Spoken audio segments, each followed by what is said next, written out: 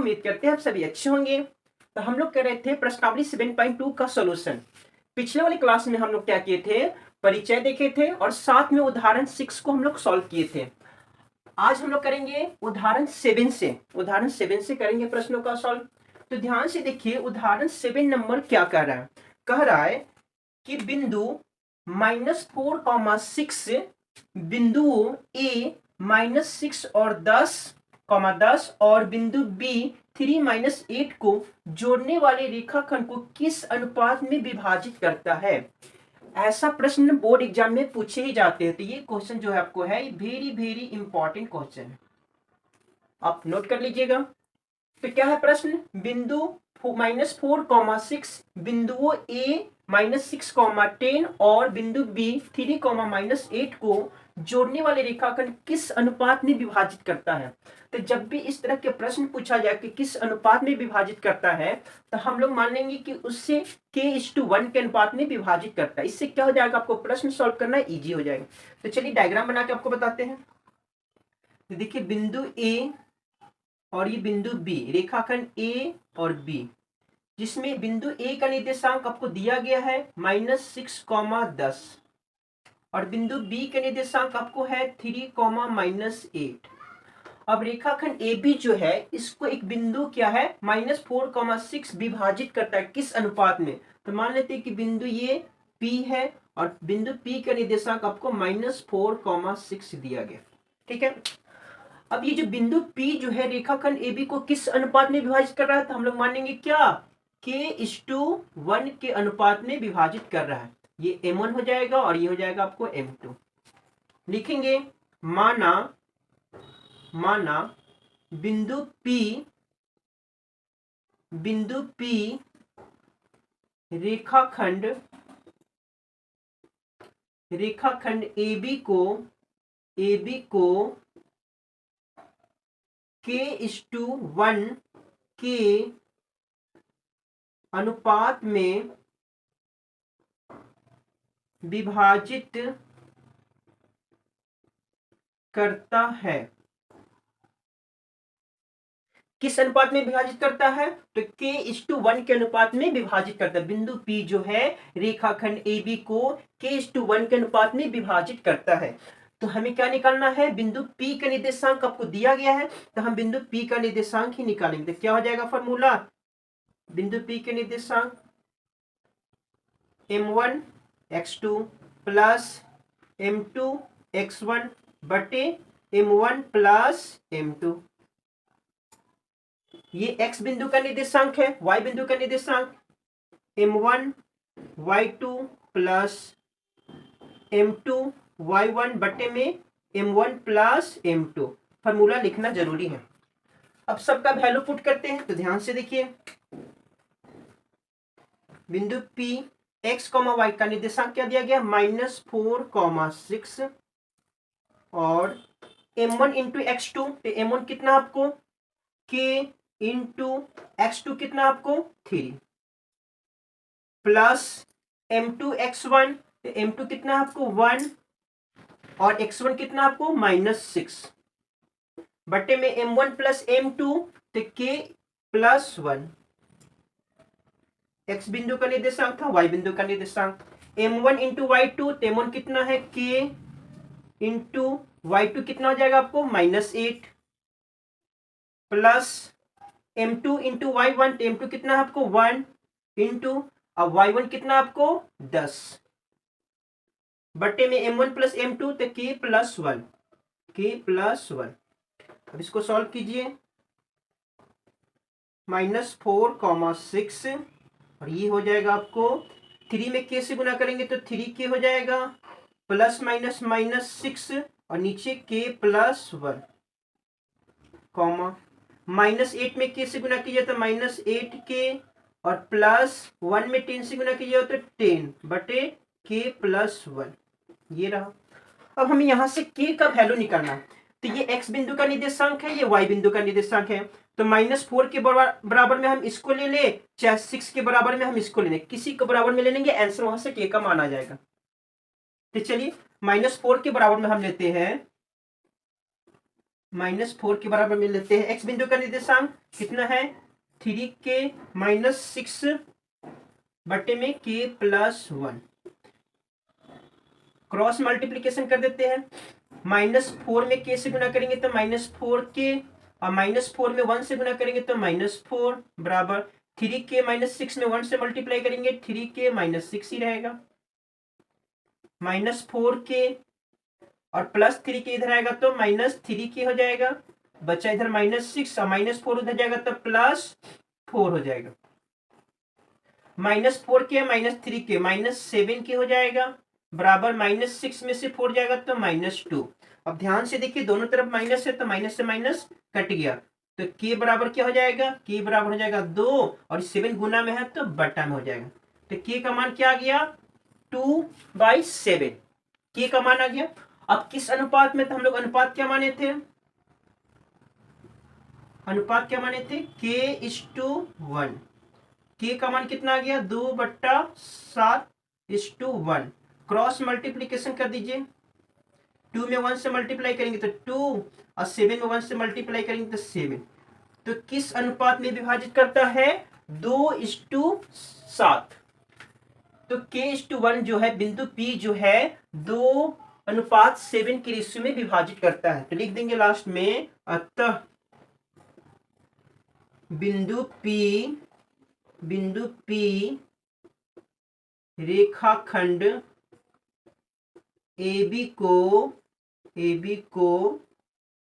2:7 के अनुपात में विभाजित करता है। क्या लिख देंगे अतः बिंदु P जो है रेखाखंड AB को 2:7 के में विभाजित करता है। तो ये क्वेश्चन बहुत ही इंपॉर्टेंट था। इस तरह से क्वेश्चन बोर्ड एग्जाम में पूछे जाते हैं। तो ये उदाहरण 7 का था सॉल्यूशन। आगे हम लोग करेंगे उदाहरण नंबर 8 का सॉल्यूशन। तो उदाहरण नंबर 8 क्या कह रहा है कि बिंदुओं A 2, और B -7, 4 को जोड़ने वाले रेखाखंड को समत्रिभाजित करता है। समत्रिभाजित करने वाले बिंदुओं के निर्देशांक ज्ञात करना। देखिए समत्रिभाजित का मतलब होता है सम का मतलब समान और त्रिभाजित का मतलब 3 भागों में बंटवारा करना है लेकिन समान समान, ठीक है ना, इक्वल में। तो हम डायग्राम बनाते हैं कि बिंदु A और ये बिंदु B दोनों को मिला दिए तो रेखाखंड हो गया AB और रेखाखंड AB को 3 भागों में बांटना। 3 भागों में बांटना है तो बताइए 3 भागों में बांटना है तो कितने बिंदु की आवश्यकता होंगे। तो ध्यान से देखिएगा 3 भागों में बांटने के लिए हमें 2 बिंदु की आवश्यकता पड़ेगी। एक बिंदु P कर देते हैं और एक बिंदु Q और ये समान भागों में बांटते हैं। समत्रिभाजित का मतलब होता है समान, जिसमें बिंदु A का निर्देशांक आपको दिया गया आपको 2, और बिंदु B का निर्देशांक आपको दिया गया है -7, 4। हमें बिंदु P का निर्देशांक निकालना और बिंदु Q का निर्देशांक निकालना। और देखेंगे समत्रिभाजित करता है इसका मतलब कि A से P के बीच की दूरी जो होगा 1 होगा और P से Q के बीच की दूरी होगा 1 होगा, Q से B के बीच की दूरी क्या होगा 1, यानी 1:1 के रेशियो में बंटवारा हो रहा है। तो हमें बिंदु P के निर्देशांक निकालना और बिंदु Q का निर्देशांक निकालना। तो चलिए पहला हम निकालते हैं। पहला अगर बिंदु P का निर्देशांक निकालना चाहते हैं तो ध्यान से देखिए एक डायग्राम और बना लेते हैं। ये बिंदु A, ये बिंदु B। A के निर्देशांक आपको दिया गया 2, -2 और B के निर्देशांक आपको -7, 4 और ये बिंदु P यहाँ पर है। मान लीजिए ये बिंदु P यहाँ पर है P। तो A से P के बीच की दूरी कितना है 1 और P से B के बीच की दूरी 1 + 1 कितना आ जाएगा 2, यानी 1:2 के रेशियो में बांट रहा है। तो बिंदु P का निर्देशांक निकालना है। P कितना है x, y। तो बिंदु P x, y। तो सूत्र क्या होता है m1 x2 plus m2 x1 बटे में m1 प्लस m2। ये x बिंदु का निर्देशांक है। उसी तरह y बिंदु का निर्देशांक क्या हो जाएगा m1 y2 plus m2 y1 बटे में m1 प्लस m2। ये y बिंदु का निर्देशांक है। अब सबका मान रखते हैं। m1 कितना होगा 1 इंटू -7x2, m2 2 इंटू 2 बटे में m1 प्लस m2 1 प्लस 2। उसी तरह y बिंदु का निर्देशांक तो m1 1 इंटू y2 कितना इंटू 4 प्लस 2 इंटू y बिंदु का निर्देशांक -2 बटे में m1 plus m2 1 plus 2। Solve कीजिए इसको। -7 में 1 से मल्टीप्लाई करेंगे तो -7 हो जाएगा, प्लस 2 में 2 से गुना करेंगे 4, 1 और 2 का ऐड करेंगे 3 हो जाएगा। 4 में 1 से मल्टीप्लाई करेंगे 4 प्लस माइनस माइनस 2 में 2 से मल्टीप्लाई करेंगे 4, 1 प्लस 2 3। तो -7 में से 4 जाएगा तो क्या बचेगा -3/3 और 4 में से 4 जाएगा तो 0/3। तो बिंदु P का निर्देशांक क्या हो जाएगा x, y बराबर हो जाएगा 3 को -3 को 3 काटेगा -1 और 0 को 3 काटेगा आपको 0 मरते में। तो ये बिंदु P के निर्देशांक हो गया। क्या हो गया बिंदु P का निर्देशांक -1, 0। उसी तरह से हमें बिंदु Q का निर्देशांक निकालना है सेकेंड नंबर। तो ध्यान से देखिए, सेकेंड नंबर के लिए डायग्राम बना देते हैं। ये बिंदु A है, ये बिंदु B है और ये बिंदु Q कहाँ है यहाँ पर Q। बिंदु A का निर्देशांक आपको कितना दिया हुआ है 2, -2। अब बिंदु B के निर्देशांक -7, 4 और Q किस रेशियो में देखिए A से लेके Q के बीच की कितना है 1 + 1 क्या हो जाएगा 2 और Q से B कितना 1 यानी 2:1 के रेशियो में बिंदु Q जो है विभाजित करता है। तो Q बिंदु का निर्देशांक x, y फॉर्मूला क्या हो जाएगा m1 x2 m2 x1 बटे में m1 प्लस m2। x बिंदु का निर्देशांक था, y बिंदु का निर्देशांक m1 y2 m2 y1 बटे में m1 प्लस m2।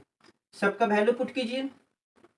अब ध्यान से देखिए m1 कितना 2 गुने -7 प्लस 1 गुने 2